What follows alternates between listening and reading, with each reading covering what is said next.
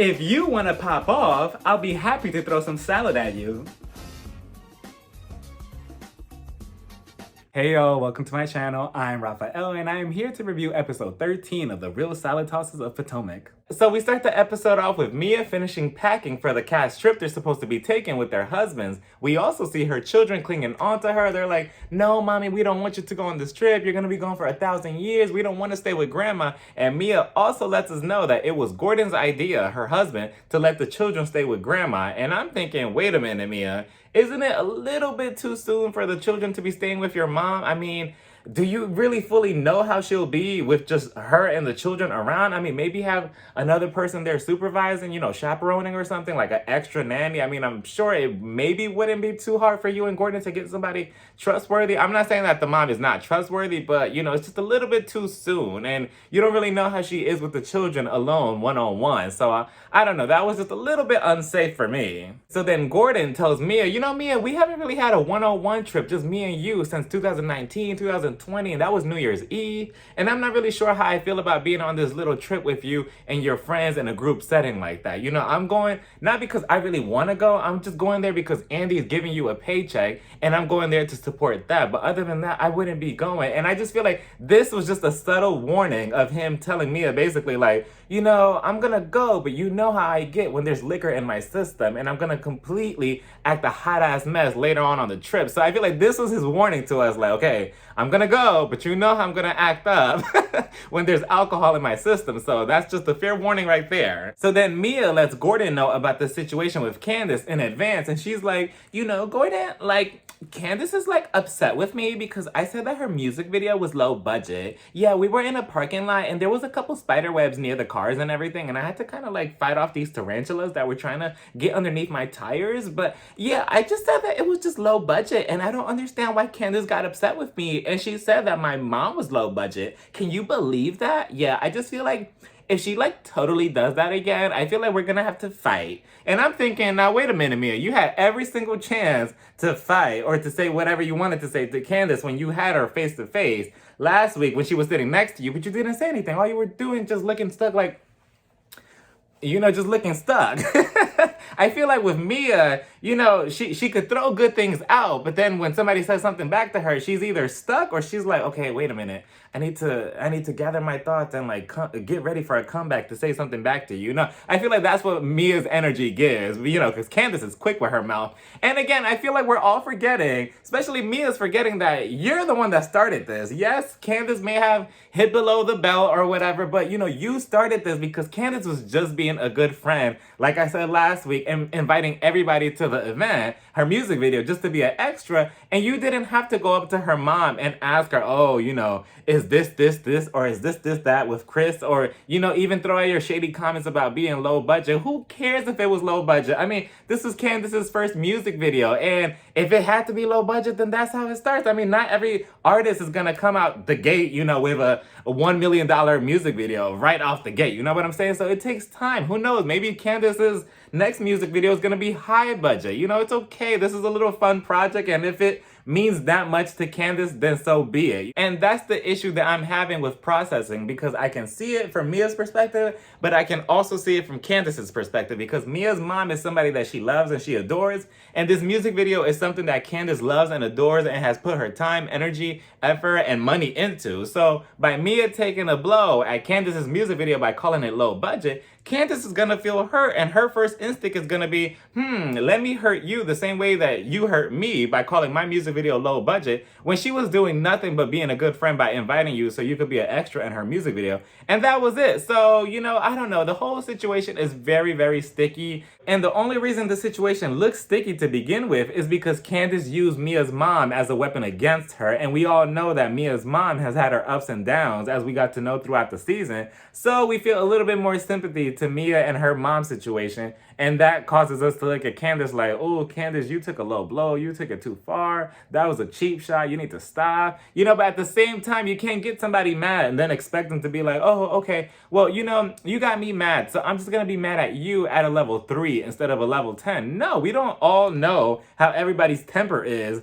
in the real world, and you can't expect them to be like, okay, I'm just going to take a jab at you, and it's going to be at a level 2 jab instead of level 10. That's just not how it goes. suppose realistically in an argument, you tried to hurt the other person's feelings. Does it make it right? No. And then we head over to Candiace and Santa Claus's house, and they're in the back porch. They're discussing business for the last 20-30 minutes because their rule is, oh, we're not discussing anything that has to do with business or music video or tissue boxes after 5 o'clock. And Chris, once again, he's drinking alcohol. I mean, damn, every scene, this man has a glass of wine, champagne, something in his hand to get drunk. And Candiace is like, I'm an independent artist. I'm trying to find a label. A label like E1 will be so good for my brand because E1 has a type of artist like Usher, K. Michelle, Brandy. Can you imagine if Brandy and Candiace did a remix of The Boy Is Mine, but instead the song was called The Mortgage Is Mine, and instead of Brandy, it'll be Dorothy and Candiace?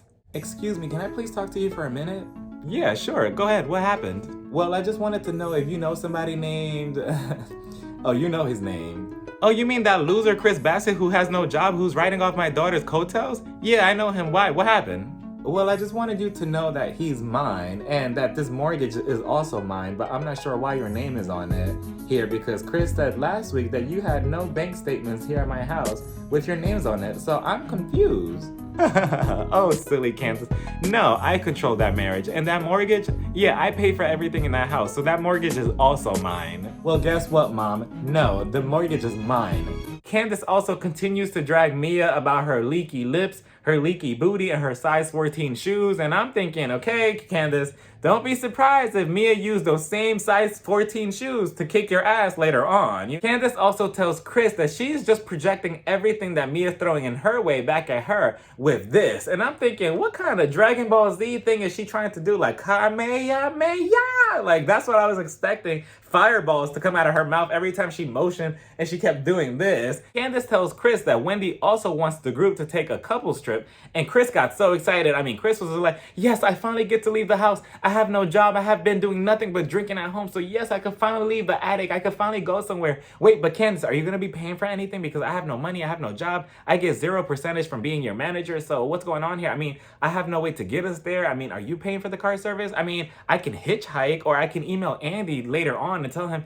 if he could send car service or something. But Candiace is like, no, it's fine. My mom is going to give me the card later, so I can just swipe all the payments there, so it's no issue. And then Chris also asked Candiace, oh, is Escala and Dre coming? Because I kind of want to fuck Escala. I mean, I kind of want to get to know Escala a little bit better along with Dre. And then we get this little flashback scene of last week where all four of them, Chris, Candiace, Escala, and Escala's husband, Dre, went out to eat. And I'm thinking, where's this scene? I would love to see that, get a little bit more in-depth version of what Escala is like and what her marriage is like with Dre or something, like get to know him before this cast trip. Because later on, I mean, we kind of get a glimpse of him, but he just kind of gets thrown into the mix like, oh, here's Dre, this is Escala, here you go, instead of a proper introduction at a dinner like last week. That would have been nice. And then we head over to Robyn's house where Ashley's there to visit, and Robyn was quick to point out to Ashley, Ashley, you forgot your La Dame candle package thing that Karen gave you as a gift at our event last week, so I have it here for you. And Ashley, in the back of her mind, she's like,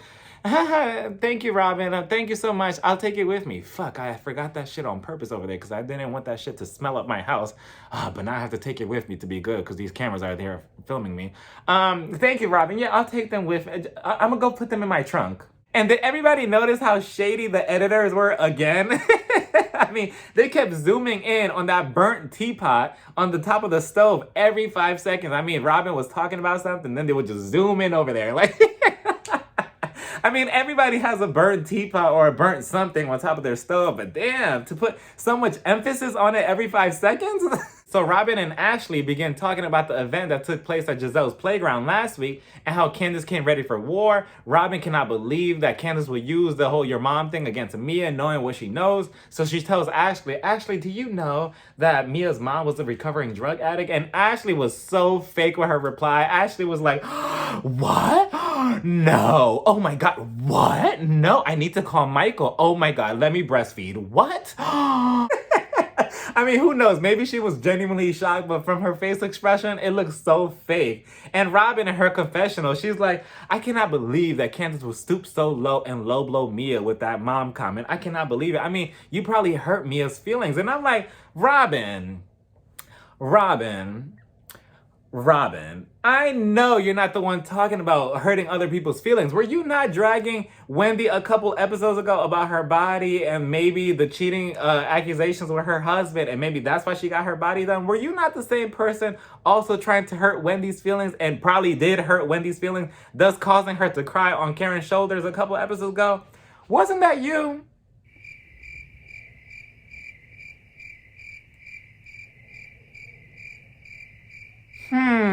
So Robyn's telling Ashley that she's not going on the trip because Juan is going to the movies with Michael to see that new Mission Impossible movie, and she has nobody to go with. And she's like, yeah, Wendy's an asshole, and every time I say something to her, it's always a fight, or I always have to agree with her. And I'm like, what? Like, Robyn, what reality are we living in? Because every single time that you have something to say about Wendy, Wendy's just simply defending herself. You just want her to be a doormat so you could just walk all over her and her not saying nothing. But then when she delivers the same heat to you that you've been delivering to her, then all of a sudden it's a problem. Oh, I feel attacked. I feel this. I feel that. And then for Giselle to have the nerves to say, oh, well, I'm not going on the trip because I feel unwanted by this invitation that you sent. That, I mean, it's very shady. And who invites people like that? And I'm like, but did you and Robyn not do the same thing last week?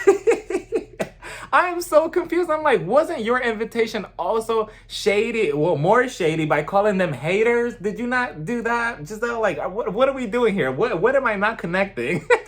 I'm just so confused how Giselle and Robyn can throw out so much fire, but the minute that Wendy, one person, lights both of them up the same way that they've been doing to her, all of a sudden it's a problem. I don't understand it. I don't get it. They just want Wendy, again, they just want her to be a doormat so they could wipe their muddy shoes all over her, and that's just not gonna happen with Wendy. Wendy gets them together every single time, and Ashley's kind of upset with Robyn, and she's just like, I really wanted you to be there, Robyn. I really did, because I was gonna be messy and cause a bunch of drama. And I had told Andy already, I had texted him earlier today that I was gonna try to convince you to go on the trip so that way I could, maybe produce a couple more scenes between you, Giselle, and Wendy, and have all three of you fight, maybe a glass of champagne or something being thrown or something. And then now you're ruining it for me. And now I'm not gonna get that raise that he promised me. I'm so upset about Robyn. You need to come on the trip. So then we head over to Karen's house, and I thought for a second that we were at Dorit's house because of all the Louis Vuitton luggage on the floor. I'm like, uh-oh, triggered.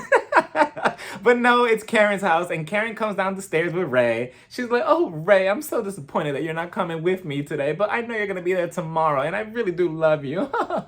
Yes, just come over here anyway and kiss me. And then Ashley shows up, and Ray asks Ashley, Ashley, where's Michael? I thought Michael was coming. I thought this was supposed to be a couple's trip. But Ashley tells Ray and Karen, no, he's not coming. I think he's going to a nightclub tonight or something like that, and I think he's gonna be cheating on me. That way I can have a storyline for next season when it makes the headlines. And Ray's like, okay, understandable. Well, I'll be there tomorrow. And Karen is like, oh, Ray, can you help me with the luggage? And I'm like, no. Like, Karen, get Ashley to help you. Like, Ray's 2 seconds away from falling over, and you continue making this man just pick up every heavy shit each episode. I mean, last week was the candle, the week before that, who knows what it was. I'm like, my God, at this point, next episode, she's gonna be like, can you just lift the car? I just want to fix the tires. But he proceeds to help. Ashley's like, no, I insist. Let me at least pick up the one bag and go inside. So they get everything adjusted in the car. And then Ashley pulls out this portrait. She's like, oh, by the way, this big ass portrait of like the family photo of her and the 2 kids and Michael. She's like, oh, Michael says hi. And I'm like, why do we have a giant portrait in the car like this? Why did you bring that? You're going to attract the evil spirits with you. Do you want that type of energy around you, Ashley? No, throw that out the window. So then we finally get this cast trip on the roll, and we see Wendy and Eddie show up first at the Bad Girls Clubhouse. And the house is so beautiful. It looks really, really nice. The inside looks nice. I love the entrance to it. Everything about it looked nice.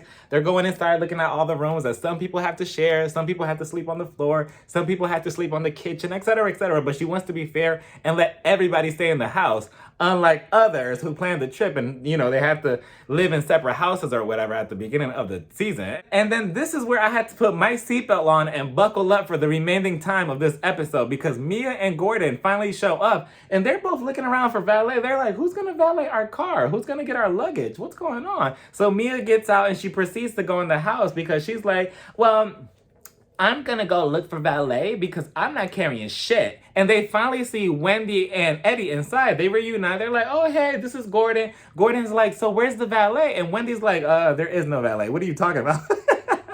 And then he proceeds to jingle his keys in front of Eddie. And he's like, Eddie, are you the valet? Can you go get my car and my luggage? And I also like my underwear folded a certain way. And if I was Eddie, I would have been like, okay, sir, come with me. No, I'm just gonna grab you by the collar of your shirt and throw you into the bay. Like, no, you're not gonna jingle some keys in front of my face and say I'm the valet, even if it was a joke.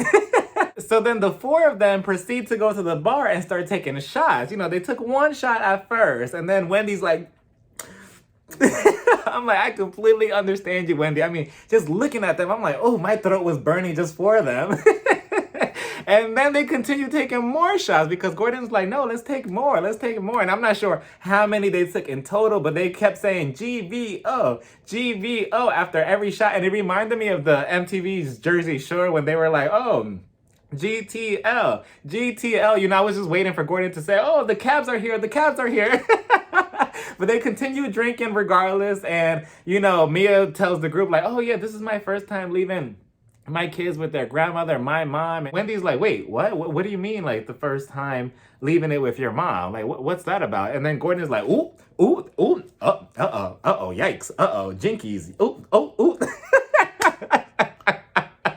Like, he was still, you know, okay up to this point. And then Mia's like, no, what are you doing all that for, Gordon? It's fine. And then she proceeds to explain Wendy the whole backstory with her mom. And Wendy's like, oh, so is that why the whole comment about your mom being low budget, is that why it bothered you so much? And Mia was just like, no, I just think that Candiace is a spoiled brat. So that's where I took it as when she said that coming out of her mouth. Meanwhile, Karen and Ashley are in the car, still heading over to the house, and they proceed to talk about Karen's wedding. Karen is telling Ashley that she needs to invite Giselle to her wedding because she wants to move the group forward onto next season. They can't be feuding all season because then it's going to get dry, it's going to get stale, the ratings might drop, and she just cannot have that. Meanwhile, Robyn and Giselle are over at their houses. Robyn is cutting toenails. Giselle is over there picking up potato chips off the floor and throwing them in the garbage. And to be honest, from the moment that Wendy and Eddie had gotten to the house that the cast is staying at for the trip, I had completely forgotten that Robyn and Giselle were even on the show from that moment moving forward. So then Candiace and Chris finally show up to the house, and Candiace right from the beginning starts throwing shade at Mia. And she's like, oh, because she's so big and her big feet, she's going to be breaking the foundation of the house. And I'm like, okay, Candiace, what else do you have? What other jokes or what other comments do you have towards Mia? I mean, we already heard this joke 100 times. Like, we get it. Her feet are big. She's a tall woman. So what? What else do you got going on? Like, that's all she keeps repeating. I'm like, okay, like, we understand the joke. Next. So Chris and Candiace eventually finds the group at the bar, and they're like, oh, come take shots with us. Come take shots with us. They all start chanting GVO, GVO, you know, which stands for good vibes only. And then Gordon, he starts getting a little loosey-goosey because I'm not sure how many shots was in his system by the point where Chris and Candiace shows up. But he's like, yeah, I'm a strip club and a stripper, you know, professional. I know how to point them out. That's how I found Mia. And Mia's like, yeah, that's where he found me. And Candiace says, oh, we know. And I'm like, okay, Candiace, what was the point of that? Whatever you had to say to Mia, you already said to her face last week. It is what it is. We're on a trip right now. Why are you trying to start it off this way? You just got into the house and you're already taking a dig at Mia. Mia just ignores it. She's like, it is what it is. It's whatever. And then Mia proceeds to tell the group, oh, by the way, Gordon, he likes white women. He's into white girls. And everybody's just looking around like, what? And Gordon's like, where's the white woman at? Gordon was just becoming reckless at this point. I mean, Gordon was just like, yeah, I have a $20 bill here. I'm ready to make it rain. And then he proceeds to do these thrusting movements with his hands. He's like, and then he starts stroking it. I'm like, oh my goodness, Gordon, what are we doing here? What was it? What was in those shots? Can you imagine the scenario that would have been if Michael had decided not to spend the weekend with Juan and actually came on this cast trip and spent time with Gordon, and both of them were drunk? and both of them were underneath the same roof, it would have been a disaster. It would have been a mess. Somebody would have ended up getting dragged all across the house. As Gordon is doing his hand movements, Mia tells the group, oh yeah, his thing still works. And I should know because I'm a big bitch. So I should know that it still works. Here comes Candiace jumping in and she whispers, yeah, we know. And I'm like, Candiace, this is like your 50th dig at Mia and you only been in the house for 10 minutes. Like, this must be a new record. And then here comes Escala and Dre and they show up and Gordon is like, who the fuck is that?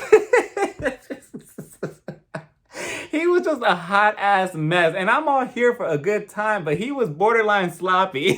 Candiace and Escala go upstairs to look at the rooms, to look at the views. Escala is looking out the window. She's like, oh, this is the ocean, right? But Candiace corrected her and was like, no, that's the bay. But I mean, I was on the same boat as Escala. I thought that was the ocean. I mean, what's the difference?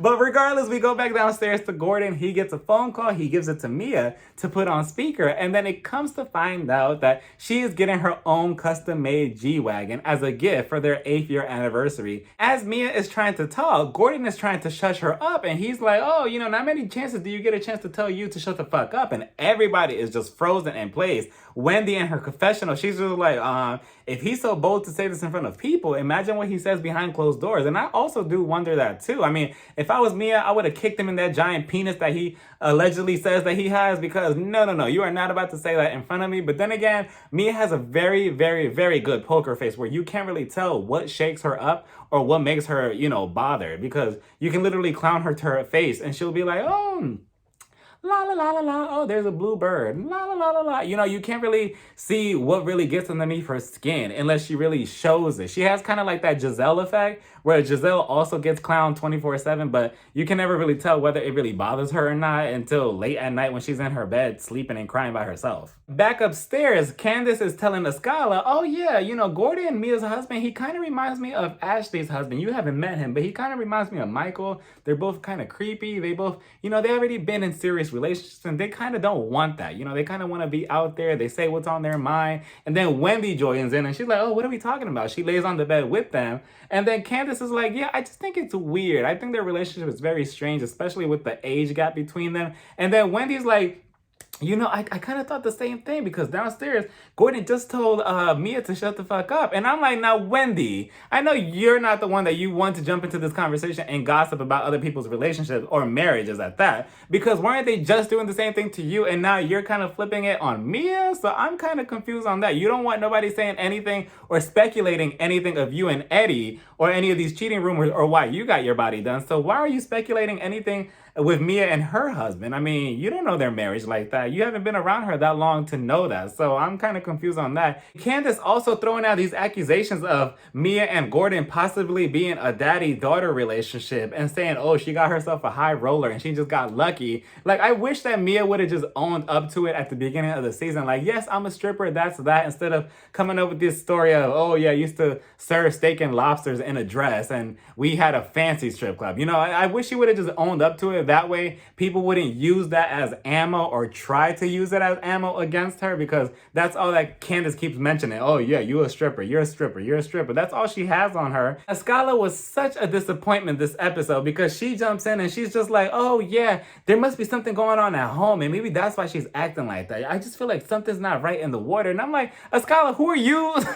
Like, who are you? I mean, you know, we've been trying to get to know who she is, but all she does is just come off as a tryhard this season. You know, I mean, she came off kind of likable, but we really didn't know much about her. But she just continues to insert herself in issues that has nothing to do with her. I mean, this has nothing to do with you. I mean, yeah, you and Mia may have had your issue here and there, because Mia, at the beginning of the season, if you remember, she was like, oh, well, how many business do you own? I give her that, but now, Escala, you're just coming off as a tryhard. You're just coming off way too hard to try to be on Team Candiace, and you're just looking for an issue with Mia. You're looking for a moment, and you just need to stop. So then Mia also walks into the room, and Escala asks her, so did your husband just tell you to shut the fuck up? And she's like, probably. Yeah, what's going on? So she sits down, and, you know, she's unfazed. And that, I think that's why, whether you like Mia or not, that's why she makes good TV, because she just comes off like she's unbothered. I mean, again, it may bother her deep down inside, but she's not gonna give you that reaction. She's just like, yeah, he told me shut the fuck up. And what's the problem? What's going on? And what else are we talking about? And so I like that aspect about Mia.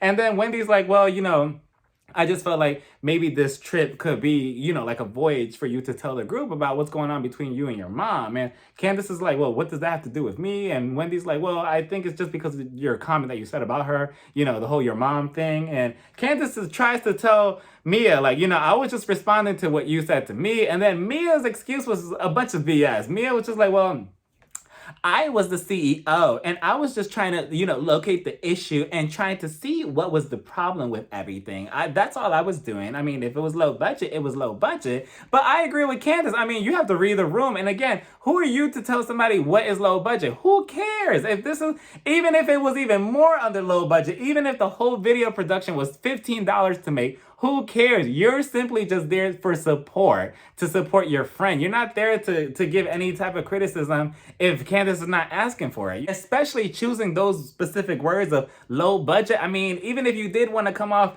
as a good friend and try to give criticism, low budget is not something you necessarily say. Even though the whole world can say that Candiace's music video may have been low budget, still, as a friend, you're just there to support and then maybe, give your input after, not during. Let alone go to the mom and be like, oh, so is her husband getting paid as the manager?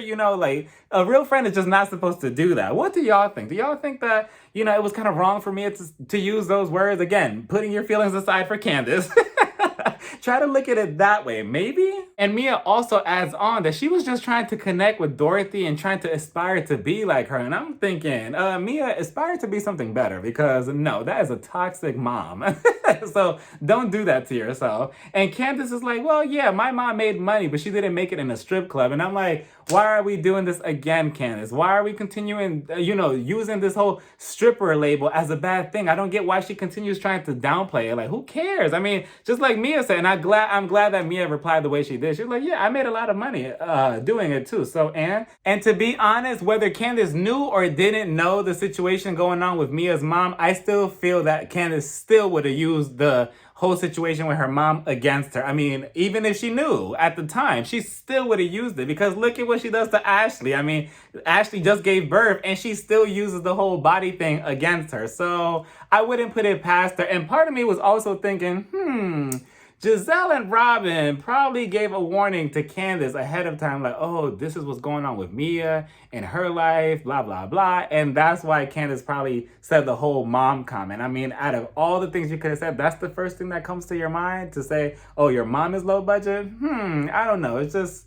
a little fishy there. It's a little fishy. So then Mia just continues to tell Candiace that she was just there at the music video to give criticism. That's all she was doing. But I'm also curious that why is Candiace so hard on Mia, but she's not hard on Robyn or Giselle? I mean, they were saying the same thing and they were being even messier by talking to your mom as well and saying things that they should not have been saying. So I'm kind of confused at why Candiace is only coming at Mia. Are you scared of Giselle? Are you scared of Robyn? Like, what's going on here? How come you do not have the same energy that you do with Mia to them? Because they were doing the same thing. Like, I just don't understand. They even admitted that at the event last week. So I'm confused on Candiace's part there. Like, if you're gonna, want the heat with one person, at least have it with all three of them, since all three of them were being messy at the event. Candiace also adds in that Mia was found on a curb by a pimp. I'm assuming she was talking about Gordon, and she just continues making fun of her feet. She's like, you and your size 14 feet were there criticizing my music video and calling it low budget, and you still refuse to admit that. And Mia's just like, well, I like my feet. God made me this way. And Candiace is just like, no, God made you basic. And I'm thinking, now see, Candiace, if Mia had the perfect opportunity right there, laying in the right position to just boop, like kick you off that damn bed with her size 14 shoe, and then you would have been upset. And Wendy checks in on Mia. She's like, are you okay? Are you okay? Because, the whole low budget thing about her mom continues to be brought up. And Mia's like, I'm fine. I'm good. And Candiace gets upset at that. She's like, how come you're checking on her? Like, what's going on here? And Wendy's like, I know what it's like to have two people come at me at the same time. And it's not a good feeling. And Candiace also makes a good point by saying, well, I was there defending Mia when, Robyn and Giselle were coming at her at the beginning of the season at that pillow pajama thing. Candiace, you already took your dig at her by saying, oh, your mom is low budget. You already took a dig. So it's like you're kind of even with that. But you just continue on and on and on with calling her this, and this, and making all these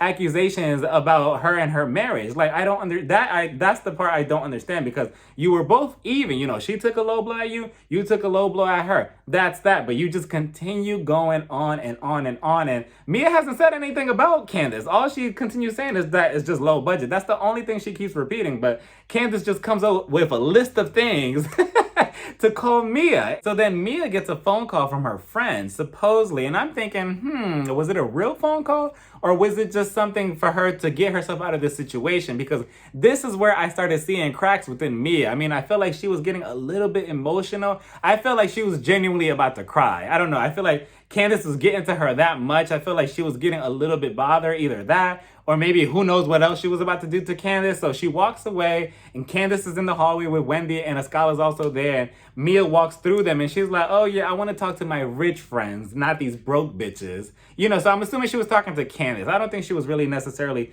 throwing that at Escala, but knowing Escala, she'll probably, be like, oh yeah, she was talking about me, just so she could have a problem with her.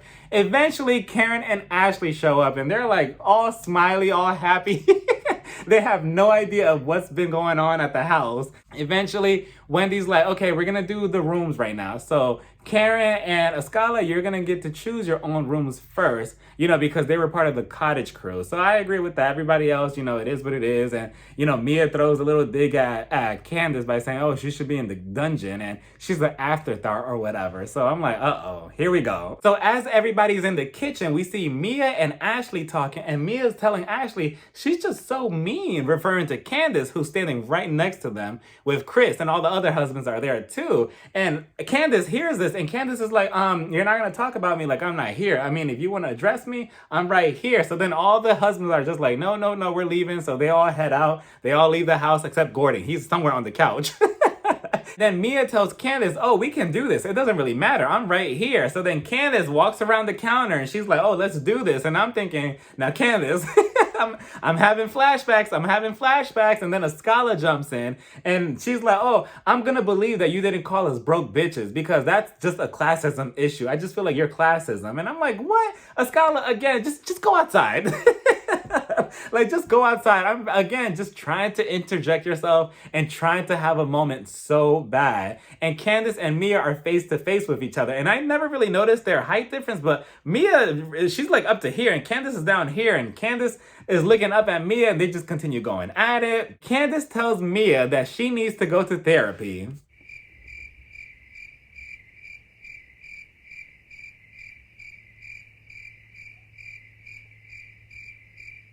I'm thinking, Candiace, what?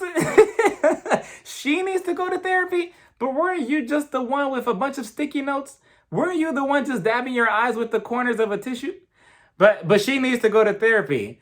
Okay, and she's like, yeah, you have a real big issue with people not being up to part with you, and being rich and being money and blah, blah, blah, and being wealthy and all of that, right? She's all about status. And Mia's like, well, as a black woman, I should be proud of it. And she puts her hand in Candiace's face. And Candiace says, don't do the hand thing. You did that with Wendy, but don't do it with me. And she's like, well, what are you going to do about it?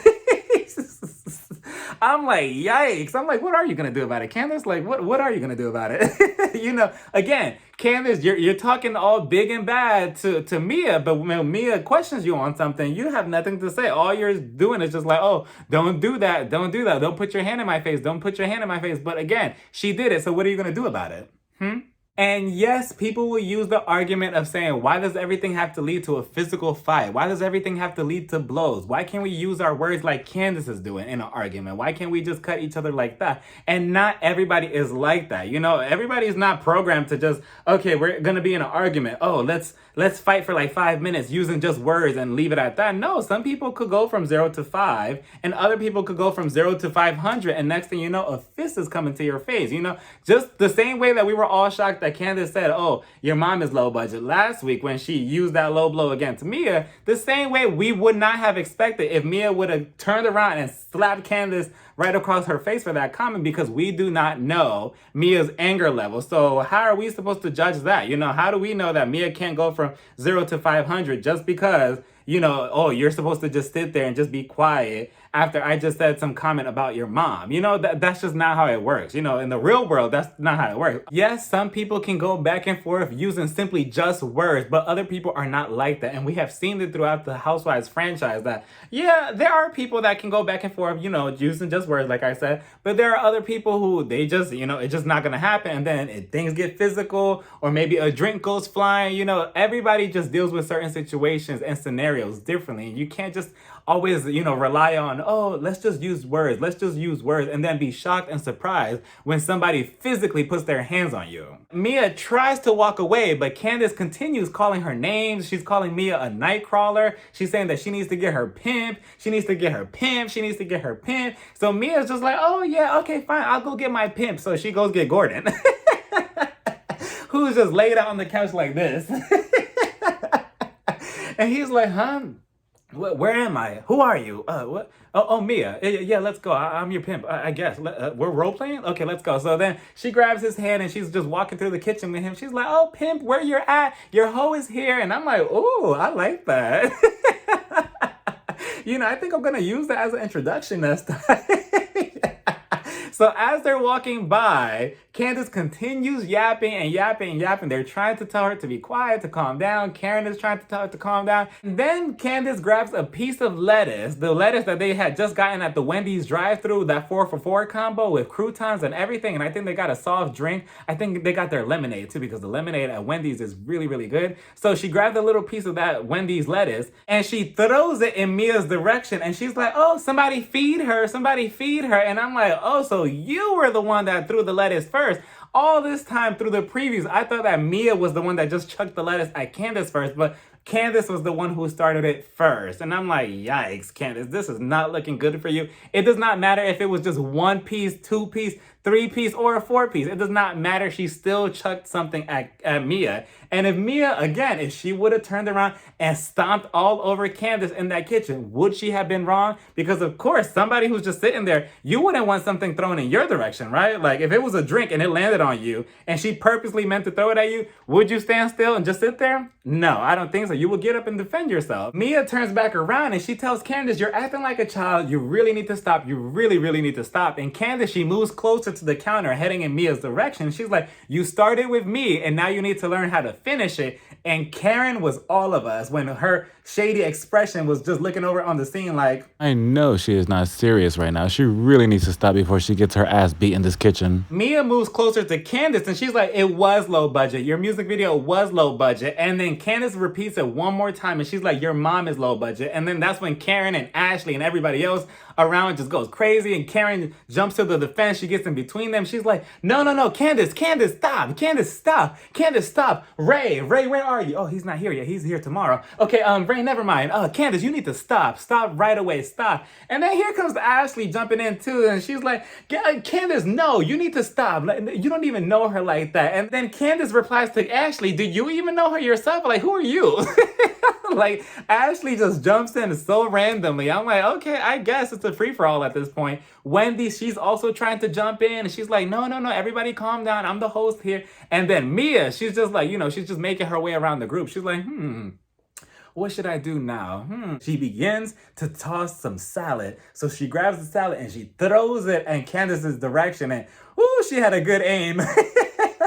And a good grip on that whole salad. I mean, that salad must have been sitting there for a couple of hours because it was dry, because she had a good grip on it. I mean, you would think that it's a bunch of baseballs that she's grabbing. So she grabs it and she tosses it at Candiace and, it goes flying in her direction. Wendy jumps, Candiace jumps. Candiace's reaction was to, crawl over the table. She gets some lettuce and she tries to throw it back. By the time she threw it back, Mia had already walked out with her pimp, and that was that.